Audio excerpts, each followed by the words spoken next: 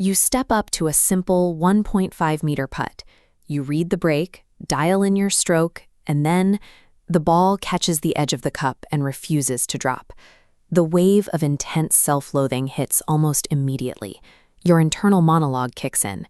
It tells you that any remotely competent player should make that putt every single time. It feels like an inexcusable mechanical failure. But the frustration boiling over in that moment has nothing to do with your physical mechanics.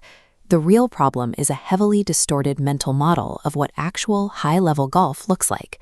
Without realizing it, you are grading your weekend performance against a meticulously curated standard of perfection that literally does not exist out here on the grass. That impossible standard is programmed into your brain by hours of watching PGA Tour television broadcasts.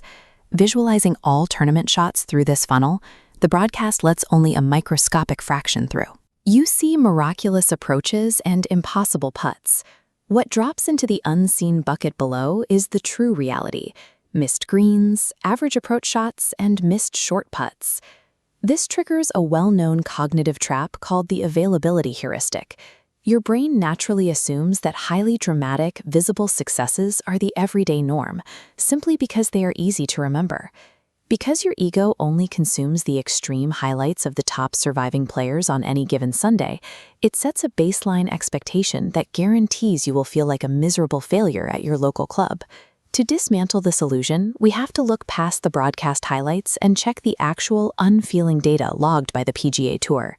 This chart compares your expectation of 1.5-meter putts against reality.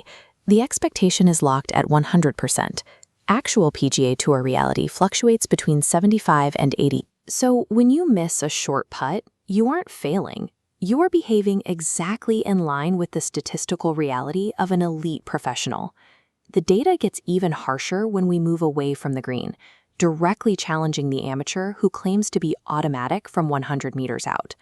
Looking at this radar mapping of professional proximity to the hole from 100 meters, we see they don't park the ball inches from the cup. They land in a surprisingly wide 5 to 7 meter radius around the pin. And hitting into that massive dispersion zone does not yield automatic birdies. It yields a high volume of pars and plenty of bogeys. Amateurs blindly believe their own myth of being automatic because of selective memory. They remember the one time they stuck it to a meter, while completely deleting the memory of the 6 terrible chunky approaches they hit that exact same afternoon. Relying on that emotional memory rather than measured data creates a vicious cycle.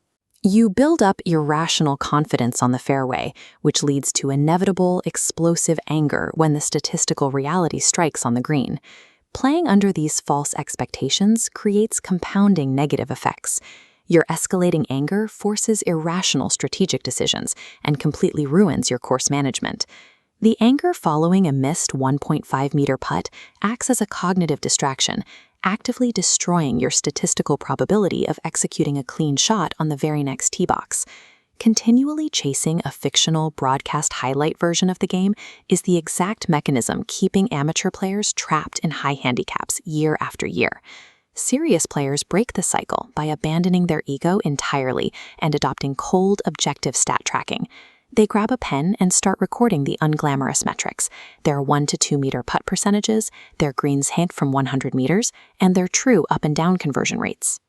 Benchmarking those personal stats against realistic professional data finally recalibrates their expectations, allowing them to remain analytical and perfectly calm under pressure.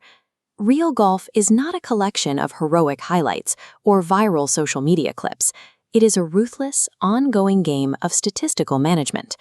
To master the game, lower your scores, and eliminate the misery of unmet expectations, you have to stop lying to yourself and start treating golf as the data science it truly is.